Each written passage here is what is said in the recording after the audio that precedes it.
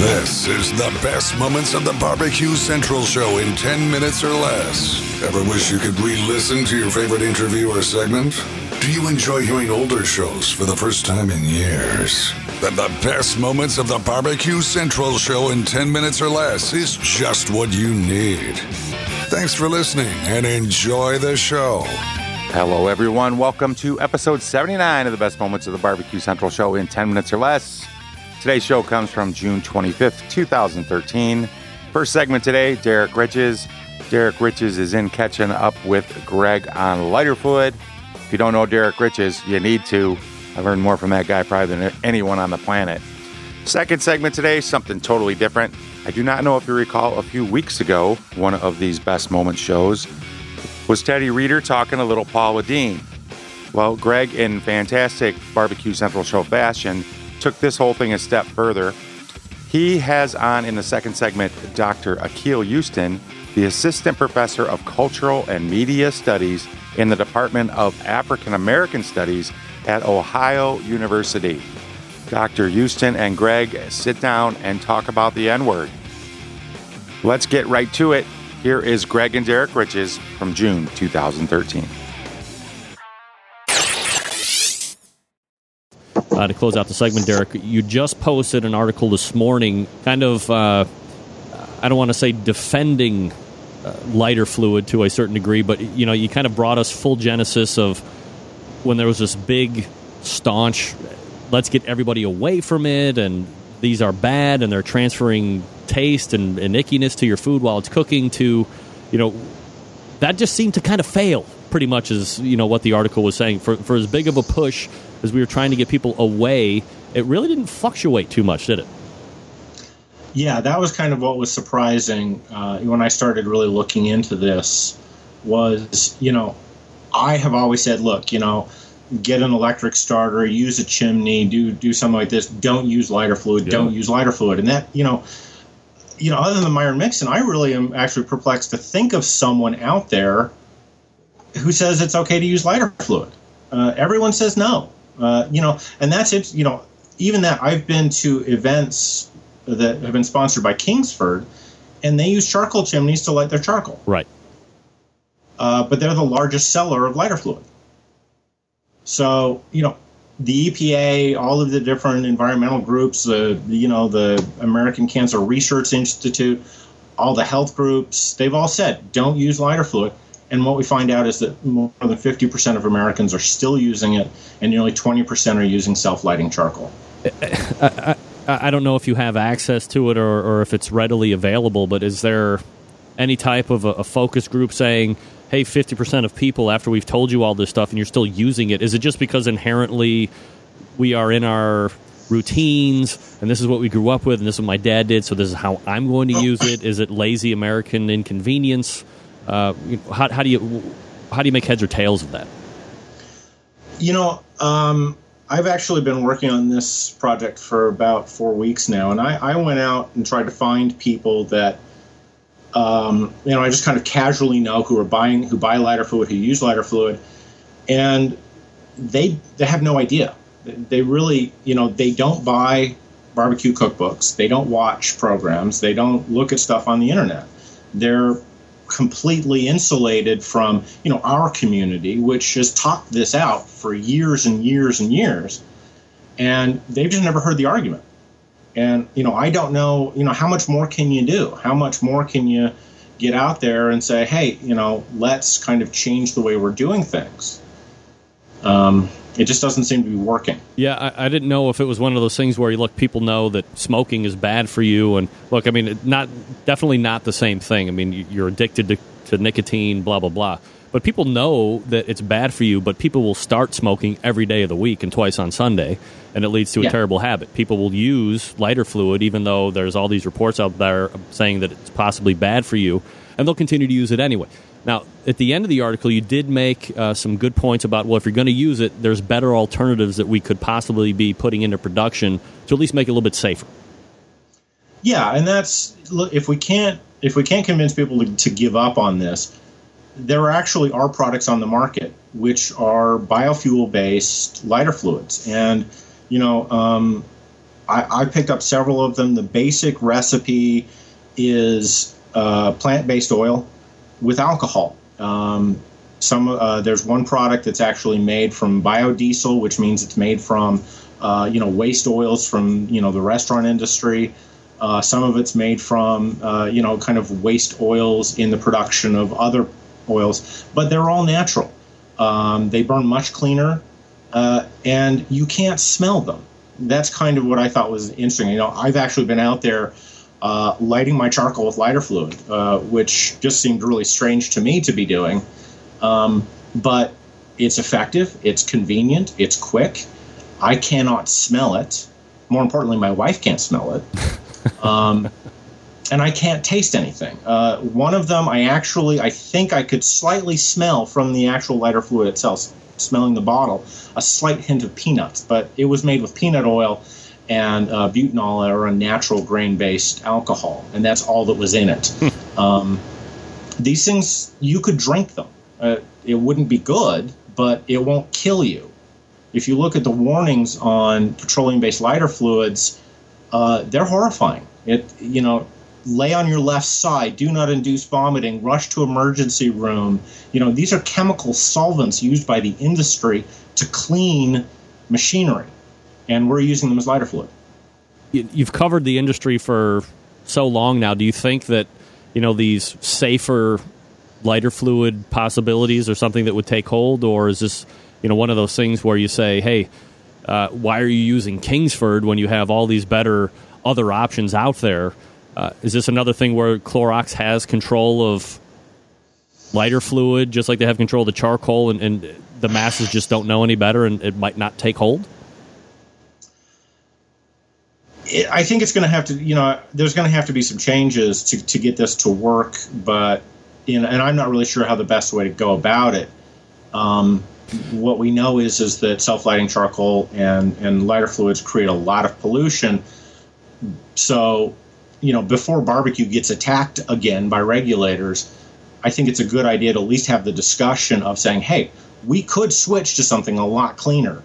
And it wouldn't be that difficult. I mean, Clorox Corporation is buying a petroleum distillate solvent to use as their lighter fluid from a company. I think that they could source it somewhere else. I think they could source a biofuel alternative if they wanted to. Yeah, that would almost kind of endear them to the public in a way. Hey, we realize good PR. And now we're going to go in this direction that's going to be safer for everybody, potentially. Yeah, I mean, I don't know what it's going to take. If people are using lighter fluid and they want to use it, then, talk to your local stores. Put it on, a lot of them can maintain lists of, suggested products to carry. So maybe we can get it into more stores. Maybe we can get more stuff out there. But I think it is a viable solution, and the price difference is really not all that great. So there really isn't anything hindering it. No reviews tonight except for a class and then some great talk on lighter fluid. You can find him at bbq.about.com. We're talking with Derek Riches. Derek, always appreciate the time, and we'll look for you again next month. Yeah, it's good to talk to you, Greg. You too. There he is, Derek Riches. To put in your request for a future show, please contact John Solberg via email at johnjon@thebbqcentralshow.com. I love lighter fluid conversations. Absolutely no pun intended, but there is probably nothing that will get people more fired up than talking about lighter fluid. Love it. Hey, if you do want to find Derek Riches, head over to DerekRiches.com for all his latest and greatest. It is definitely worth a look. Before we get to Dr. Houston and Greg's conversation on the N-word, are you following the Barbecue Central show on social media? Very easy to do and very, very much appreciated. It is at BBQ Central Show on Instagram and Twitter, and /BBQ Central Show on Facebook. Please make sure you are following on whatever social media platform you're on. All right, here we go. Here's Greg and Dr. Houston from June 25th, 2013. Let's go ahead and welcome into the show, first timer, Dr. Akil Houston. Dr. Akil Houston, how are you tonight, buddy? I'm good. Thanks for having me. Yeah, absolutely. My pleasure, Doctor. And I appreciate you making time for the show tonight. So,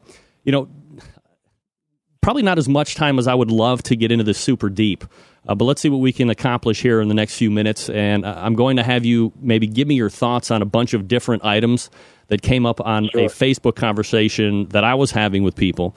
And maybe you can tell me what's right or what's wrong, or what I don't want to say what the right way to think is, but get it in proper perspective. So if you could, let's kind of go all the way back. If you could give us a little background, about the word itself. Where did the N word originate, and how has it become one of the most infamous taboo words in history? Okay, sure. So if we go back in history, its origin is Spanish and Portuguese. And for those who are in the business of selling human beings, they couldn't pronounce the word, which is negro. So it came to be the N word, which we commonly know it as. And it actually didn't take on a derogatory form until late 1800s, early 1900s. But it was a way to describe people with dark skin, such as Moorish. There were other terms, and it's been spelled differently. And then when it took a derogatory turn, particularly in the United States, it kind of has led us to where we are now. So that's a short, condensed version of the history of the word. If it wasn't, I guess, originally negative, where did that deciding turn go from not being such a derogatory term to being what it is today? Well, during the Middle Passages, Ma'afa, or slave trade as we know it, that's when it began to take on a negative turn. At some point in time, people used to use the word to just describe people with dark skin. And as people with dark skin begin to be looked at as inferior, less than human, that's when the word began to take on its derogatory, pejorative context as we know it as today. So that's around the time that the shift began to happen. All right, so we're talking with Dr. Akil Houston from Ohio University.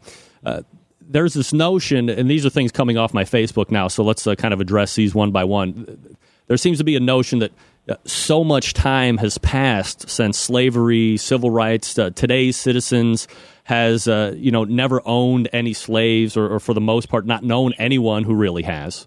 That racism exists today only because people who wish to keep it in the forefront, news outlets, to break things to the general public. And if we could remove these stations, everything would be A-okay, like we never heard that word anymore. Things would be just fine otherwise. Well, I mean, that's a popular idea, but I think people forget that there are institutional and cyclical forces that exist as a result of gender, race, and other forms of discrimination that have been with us for a very long time. So for us to kind of just get rid of the word doesn't necessarily get rid of the issues that exist. I mean, if you think about what's happening with the Supreme Court, the well-publicized Trayvon Martin case, the nation's ongoing conversation on immigration reform. So we're constantly seeing issues of race, of gender, and even sexual orientation discrimination continually pop up. So it would be nice if we could just pretend that these things didn't happen, but unfortunately, the reality continues to smack us in the face. So I think rather than just wish these terms away, it would be a good idea to kind of deal with them at their root, and then they would then go away with time. But simply wishing them away won't do it justice. All right, so if I could bring it full circle for just a second, we're talking with Akil Houston from Ohio University. Do you feel that, given everything that's happened to Paula Dina, there's still things coming down as I was getting ready to get on the show tonight? Do you think she's been unfairly punished for the remarks that she made, years ago in a deposition while she was being sued? Is this part and parcel of the society that we live in today, where if you said it 5 years ago or 10 years ago, you're going to pay for it if it comes out?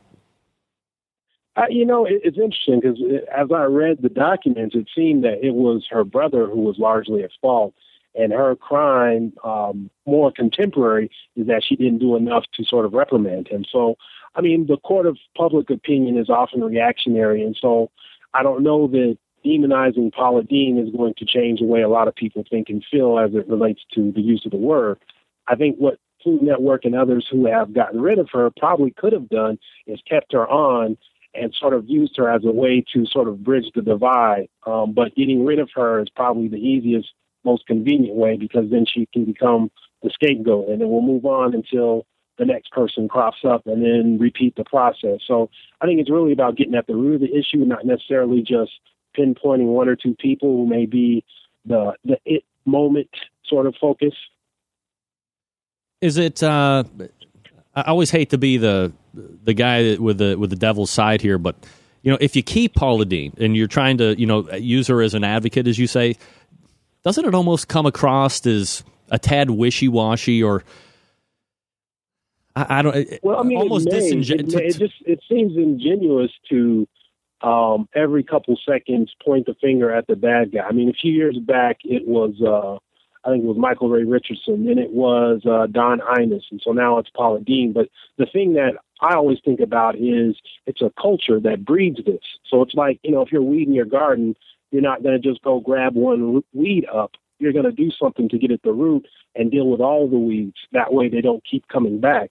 But the way that we societally address these issues is if we demonize this one person and make them sort of the bearer of all things bad, then we can all feel good because we did the right thing by getting rid of her, instead of saying, this is an opportunity for us to deal with this issue and really make an honest commitment to addressing some of these issues that we face in our society. Dr. Houston, any theories on how we can kind of stop the racism deal? Well, it would take a lot of work, and I hope that we are. I definitely am obviously biased. I'm an educator, so I think education would be a critical step. But it would take a lot of work. There was a study done not long ago at, I want to say, Princeton University, where Robert Putnam looked at how diversity can empower not just a particular group, but the whole society. But I think it's got to be something that's taught in schools. You got to look at the contributions of Latino Americans, not just in the time of Cinco de Mayo, but, all year round. The same with other ethnic groups. So we have to have a better understanding of Italian immigrants, Polish immigrants, of African immigrants in the context of the totality of the United States, not just during the select month that they may be assigned. So I think, educating people and making it not something that we tolerate, but something that's just part of our practice. I think that's the first step.